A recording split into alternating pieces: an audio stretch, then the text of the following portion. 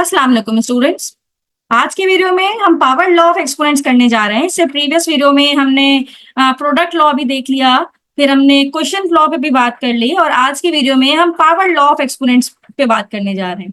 Exponent क्या होती है? बेसिकली हमें पता है कि हमने पढ़ा हुआ है कि कोई भी यहाँ पे हमारे पास नंबर लिखा हुआ है तो वो बेस है और जो पावर में जो नंबर लिखा हुआ है वो हमारे पास एक्सपोनेंट का नंबर होता है, राइट। हमने इसके देख लिया था कि भाई सपोज दैट अगर 2 की पावर 6 है और ये मल्टीप्लाई हो रहा है 2 की पावर 2 के साथ, तो इसका रिजल्ट क्या आएगा? तो हमने प्रीवियस वीडियो में इस पे प्रोडक्ट रूल पे बात कर ली थी। फिर हमने क्वेश्चन रूल पे भी बात की कि सपोज दैट 2 की पावर 8 है जो कि डिवाइड हो रहा है 2 की पावर 4 के साथ, तो अब इसका रिजल्ट क्या आएगा? तो हमने ये सारे केस डिस्कस कर लिए थे कि अगर आपको मेरी प्रीवियस वीडियो देखनी है तो मेरी प्लेलिस्ट में जाके मेरी प्रीवियस वीडियो जरूर देखिएगा, जो कि प्रोडक्ट लॉ ऑफ एक्सपोनेंट और क्वोशंट लॉ ऑफ एक्सपोनेंट पे हमने वीडियो बनाई थी, राइट। तो आज की वीडियो में हम पावर लॉ ऑफ एक्सपोनेंट की बात कर रहे हैं। पावर लॉ का मतलब ये है कि सपोज दैट मेरे पास यहाँ पे a की पावर है m, राइट। ये बेस इसकी a है और एक्सपोनेंट इसकी है m। लेकिन स्टूडेंट अब इस पे अगेन एक्सपोनेंट है यानी कि n। यानी कि अगर मैं किसी नंबर की बात करूं, सपोज दैट मेरे पास एक नंबर है 3 की पावर 2 और अगेन इस पे पावर है 3, यानी कि ये double power of a number है, ए की डबल पावर है, एन बी और एन बी।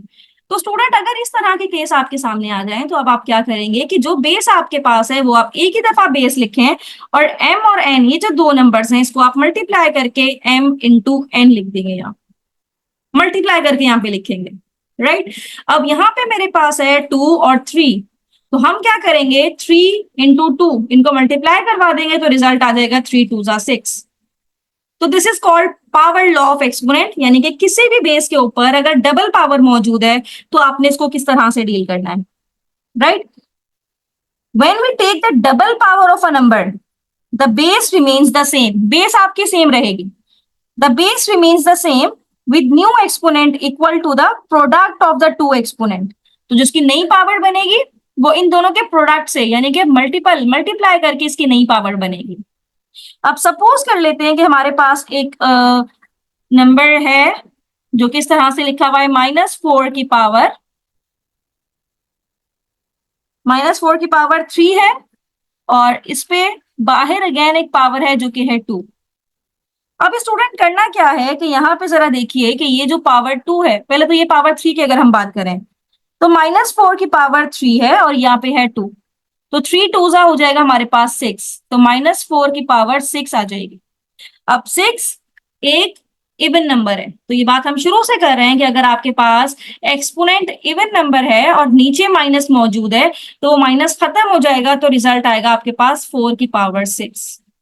ये आपका रिजल्ट होगा, राइट। जैसे ही आपने देखा कोई नेगेटिव बेस है आपके पास लेकिन पावर उसके इवन है, तो वो नेगेटिव बेस खत्म हो जाएगी, रिजल्ट आएगा पॉजिटिव में। अब इसी तरह से एक और क्वेश्चन की अगर हम बात करें, यहाँ पे क्वेश्चन नंबर 2, अब ये है -1/7 और इसकी पावर है पहले 3 और फिर बाहर जो इसकी पावर है वो है 4। तो स्टूडेंट अब ये किसके इक्वल होगा? -1/7 है तो -1/7 ही रहा क्योंकि base remains unchanged and the new exponent will equal to the product of two exponent.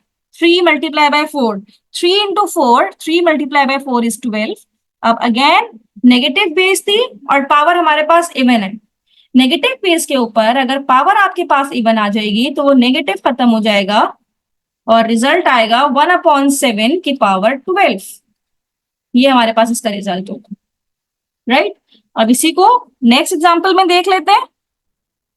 यहां पे मेरे पास एक और एग्जाम्पल है कि -t है, -t की पावर है 4 और बाहर है 3, तो 4 3 12।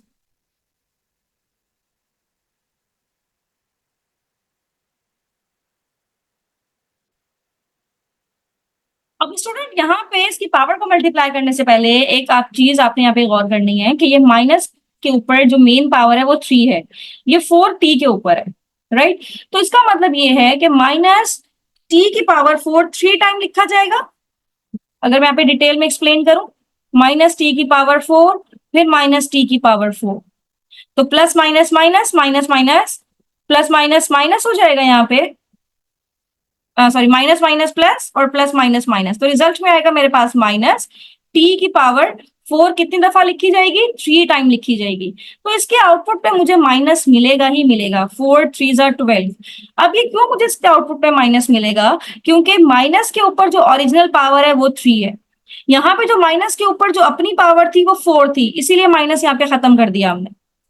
यहाँ पे माइनस की पावर 3 है, ये जो 3 वाली पावर है ये अंदर पावर है। पहले बाहर वाली पावर को आप देखेंगे कि अगर वो पावर हमारे पास ऑड हुई, जिस तरह यहाँ पे ऑड है तो माइनस रहेगा, लेकिन अगर ये पावर इवन हुई जिस तरह यहाँ पे 2 था, तो माइनस के ऊपर जो लास्ट पावर थी वो 2 थी, तो इसीलिए हमने यहाँ पे माइनस खत्म कर दिया, रिजल्ट आ गया प्लस में। तो इस चीज पे आपने ध्यान रखना है कि माइनस के ऊपर जो मेन पावर वो 3 है, तो रिजल्ट में ऑड है तो माइनस आएगा, इवन है तो माइनस नहीं आएगा।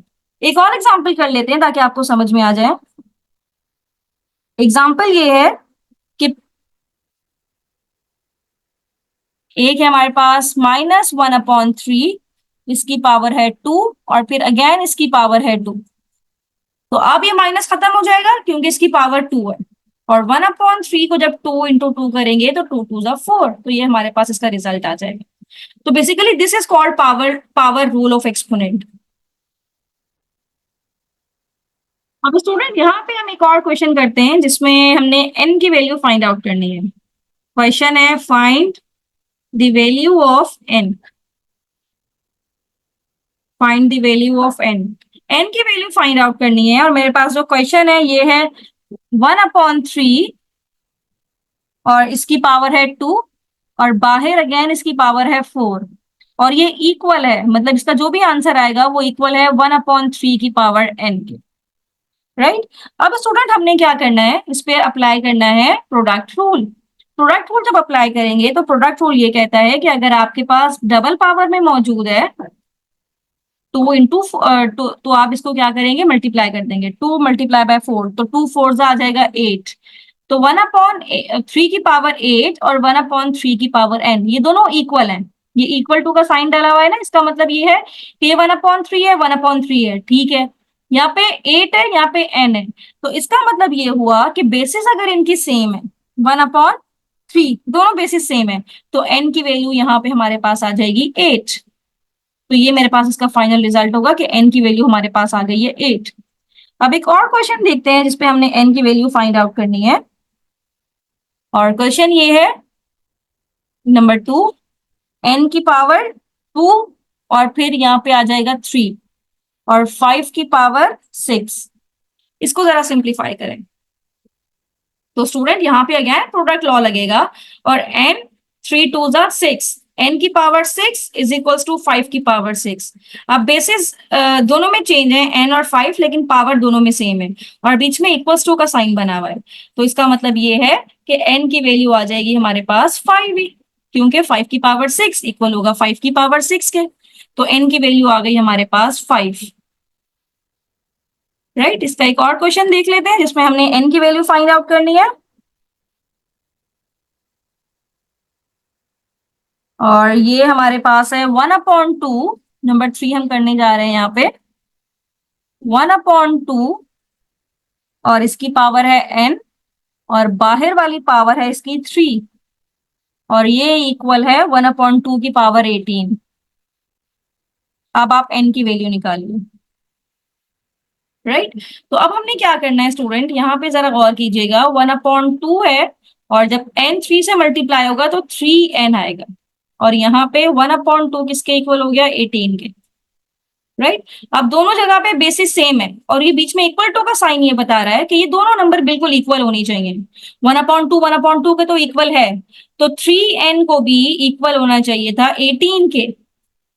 अब यहां से मुझे n की वैल्यू निकालनी है, तो n इज इक्वल्स टू 18/3,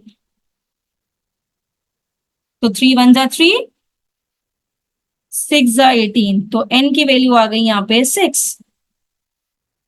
तो n की वैल्यू यहाँ पे 6 पुट करके देखें, दोनों साइड पे हमारे पास सेम रिजल्ट आएगा।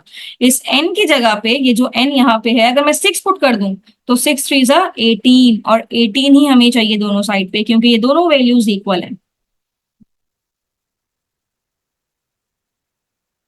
स्टूडेंट यहाँ पे कुछ क्वेश्चंस हैं जो कि आपको सॉल्व करना है।